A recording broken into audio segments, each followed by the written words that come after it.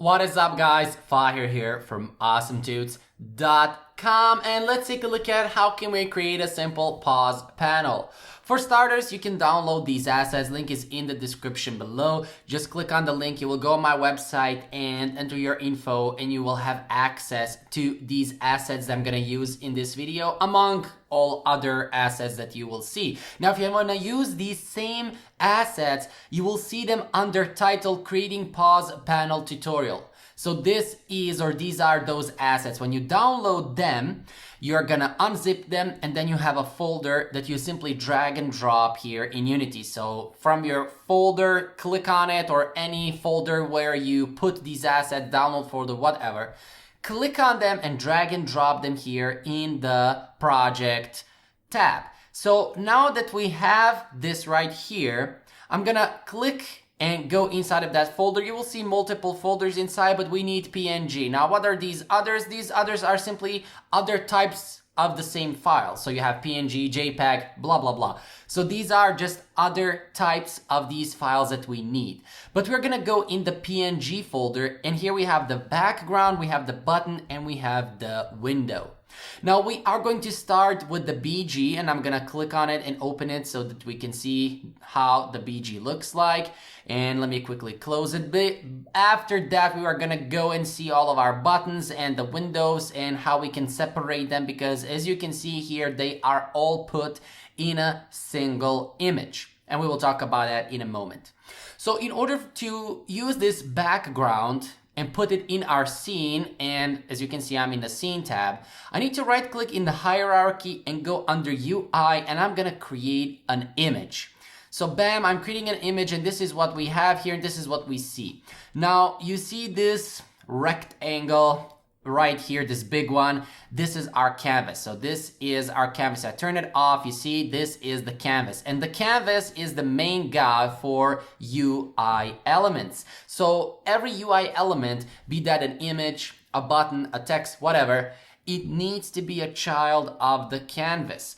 Now, I'm quickly going to go through the canvas, explain what it is. I'm not gonna, talk too much about it. You have that more in my other tutorials. So anyways, the canvas has a couple of options. As you can click or see on it, when you click on it, you will see in the inspector panel. Here we have something called screen space overlay, screen space camera, and world space. Basically, what am I talking about? Basically, thank you pronunciation, basically, screen space overlay will render these UI elements on top of the scene. So basically on the scene. If we go in the game tab, this is what we see. If I will to quickly add here an image, and I'm gonna name it BG, and I drag and drop my BG right here, and I'm gonna position it 0, 0 for X and Y. Let's say the width 1280, height 720, and you see this is our image now. So this is our full image. 1280, 720, I set the width and the height, and I will go to it in a second. So if I go in the game, this is what we see. We cover the full game view, but this is rendered on top of the scene because the canvas render mode is set to screen space overlay. What I usually do and what I like to do is set it on the screen space camera. And now we need to drag and drop the camera that we are going to use, because now when the screen space is set to the camera, the canvas will render according to the camera that we add to it. So I'm going to put the main camera, but in your game you can have a separate camera only for UI, which is what I do usually, and you have that in my tutorials. So I put or create a separate camera only for the UI, and I use it to render the UI elements. So now we have the main camera here, and you see now how it looks like. It's not rendered on top of the scene. We don't have that big canvas as we had a moment ago, but in the game tab, it's the same. So practically we see the same thing. Now the third option, world space, is basically putting elements in the world space. We cannot see that in effect in a 2D game because, well, it's a 2D game. But in a 3D game where you have this world where you can explore the 3D realms and so on and so forth, you can create, for example, UI huts that are above enemies, and when the enemy is moving left and right in the space, the 3D space, the world space, the UI HUD follows him. But I also cover that in my other tutorials. Here we are talking about simple pause panel. So now in order to create a pause panel, what we need to do is create a panel. So here we have a BG, but before we do that, I'm gonna go here and separate our buttons and our panels, because as you can see here, we have all of these buttons, but they are all put in a one image. We want to use every single button individually. So this button individually, this one, this one, this one, so on and so forth. So I'm gonna close this one, and also here for these windows, which are actually our pause panels, we are gonna use this one or this one, but we need to separate them. So how can we separate them? Well, if you select the sprite in your project tab, you need to make sure that the texture type is set to Sprite 2D and UI. So it needs to be set at this option. Because now, right here where it says the sprite render mode, right here, I'm gonna change it from single to multiple. And at the bottom, we need to hit apply, which is the last button, the bottom right corner. We need to hit apply. So now we can click on this Sprite Editor, and it will open this sprite in a window here where we can slice every individual piece. And in order to do that, you will see this slice button right here at the top left corner. Click on the slice button, it will open this tab. I'm gonna set it automatic because Unity is pretty good. The Sprite Editor from Unity is pretty good determining where sprites are, calculating, so on and so forth. So it can slice every individual part up. So I'm gonna click slice here, and bam, it is done. So now if I zoom in, you see we have this button separate, this one is separate, this one is separate, this one is separate, so on and so forth. Now it can happen, even though it's pretty precise when it cuts out these sprites, but it can happen that sometimes it will not cut a sprite. For example, you see here this rec or this cube that's around this button, it can happen that it's right here. So it catches two buttons instead of one. Well, simply select the button, and you can, well, move this left and right, up and down, for example, like this, as you can see. So simply move it. You can zoom on the sprite and move it like this, and bam, this is how you can, well, manually slice the sprite. So like this, and you manually sliced it. And also if I zoom on this one, you see it's a little bit off.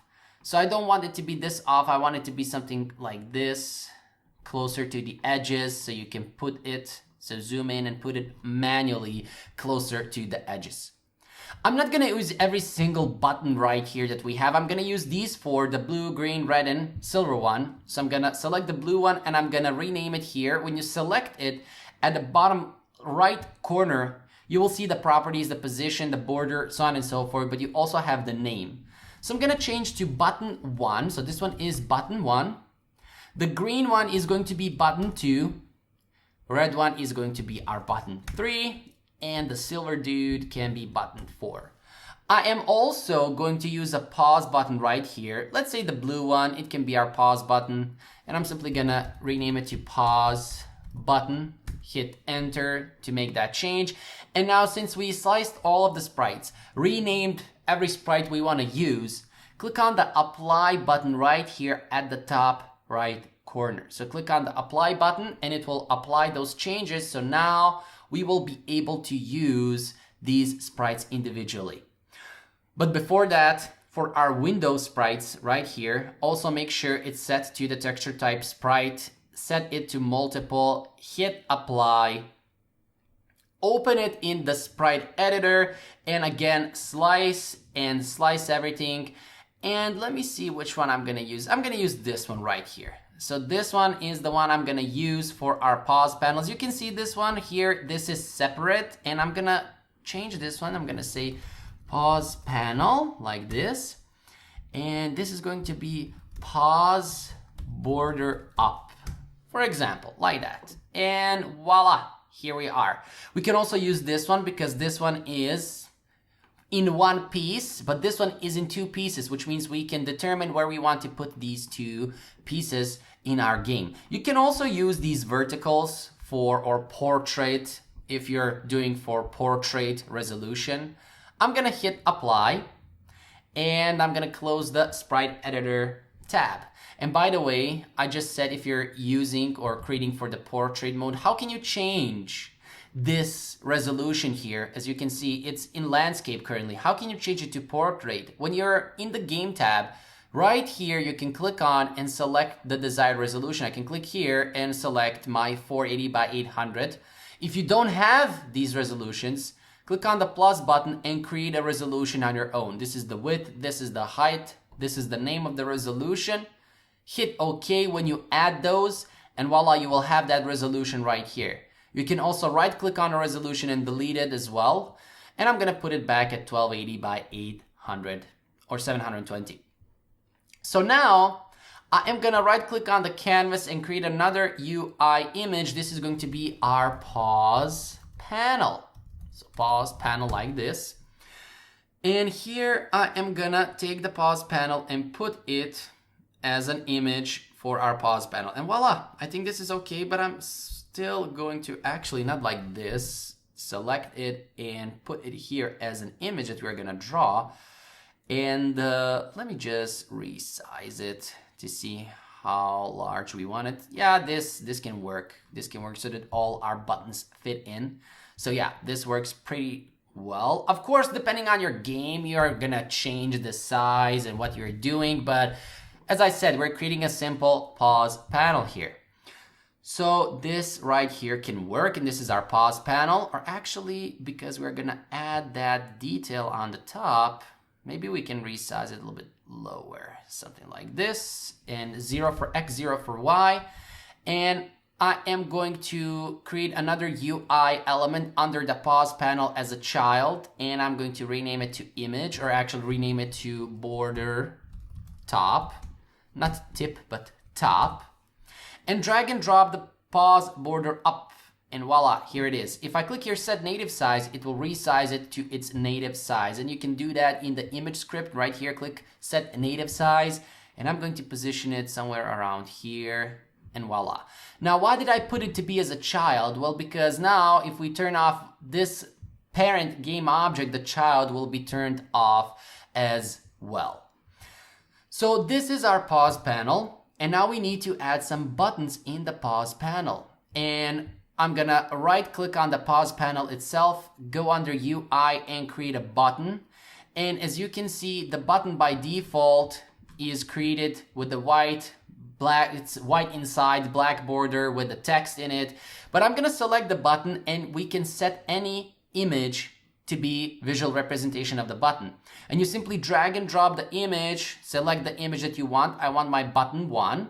If you remember when we sliced our sprite, so here we have our button 1. And I'm going to put it here in the source image in the image script, and voila, here it is. Let me just click the set native size, but this is too large, so I'm gonna resize it just a little bit. Something like this can do. And for the text here, we can say, for example, resume. I'm gonna resize it. So of course, in your game, you can have your own fonts based on your game. And this is going to be our resume button, like this. And I'm gonna position this one, let's say right here. So position it right here, the resume button. I'm gonna duplicate it by selecting and Command D, duplicating it, and moving it right here. So this one can be at the middle. And here I am gonna say, instead of resume, I can say something like main menu. This will take us back to the main menu. And here I am simply going to say main menu. And the last button can be levels, for example. So right here, let me just select the resume button. It's at a -239. This one can be at the +239. And this one is going to be our level button, which will open the levels if we want to choose another level to play our game, something like this. But I'm gonna select all 3 of these and put them a little bit down, something like this. Now this is simple as it gets. This is as simple as it gets. As I already said, let me just select them again and put them just a little bit here. Voila. Of course, you can create something more beautiful. I'm not paying attention too much to the design, so on and so forth. I'm just showing you how we can create a pause panel in Unity. Now, of course, for our main menu, I'm gonna set here button 2. And for our level button, I'm gonna set the button 4, and voila. So this is a mixture of buttons. But we also want to display this by clicking on the pause button. And for our pause button, I'm simply gonna right click on the canvas and UI, and here I'm gonna create a button, and I'm gonna remove the text from this button, and this is going to be our pause button like this. And I'm gonna filter here for the pause button. Here it is, pause button. Select the pause button and drag and drop the image in the source image right here. And if I set the native size, it is too big. I'm just gonna resize a little bit. Something like this will do, and it's gonna be here at the top left corner. Now, also one thing that I wanna talk about is the rendering order of these elements. Now, for example, the canvas is the parent, as you can see here in the hierarchy. So the first element is our BG, the second one is the pause panel. What happens here is that the first element will be rendered first. Second element will be rendered second. Third element will be rendered third. What do I mean by this? Well, you see the BG is behind the pause panel. If I change their places here in the hierarchy, so the BG is in front of the pause panel, you see it is rendered in front of the pause panel. We cannot see it anymore. But the pause button is rendered on top of the BG because it's at third position in this hierarchy. So how you order these elements is how they are going to be rendered. This is very important to know when it comes to the canvas, because you know my video, if you watched it, about rendering order, Sprites rendering order. So in the canvas, you have that sorting layer, ordering layer, you have that. But for these individual sprites, that does not work. You need to put them in the hierarchy of a canvas. So you need to put them in that order, how you want them to be rendered.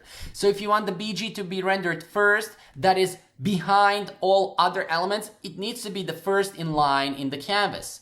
Next, we have the pause panel, then we have the pause button, so on and so forth. But based on which elements you want to be rendered first, this is how you're gonna order them in the canvas. So now that we have this basic pause panel set up, let us program this to work. So I'm gonna right click here and I am going to create a C# script, and this is going to be our pause controller. I'm gonna right click in the hierarchy, come on, and I'm going to create an empty game object. I'm going to name it pause controller. Attach this script on him by dragging and dropping and going here inside of Visual Studio, just quickly tagging the class. So what do we need in order for this to work? Well, we need to create a public function that's going to show that pause panel and close it. So here I'm going to say public void pause game like this, and here we're also going to have a public void resume game like this. But how are we going to do that? Well, first of all, we need a reference to the pause panel. So here I'm going to create a public game object pause panel, and we're going to drag and drop it. So if I go here, and now in the inspector panel, because we set it to be public, we can drag and drop this pause panel right here. And for our pause button, we need to attach the pause controller. So select the pause button and scroll down in the inspector panel where you see this on click and it says list is empty.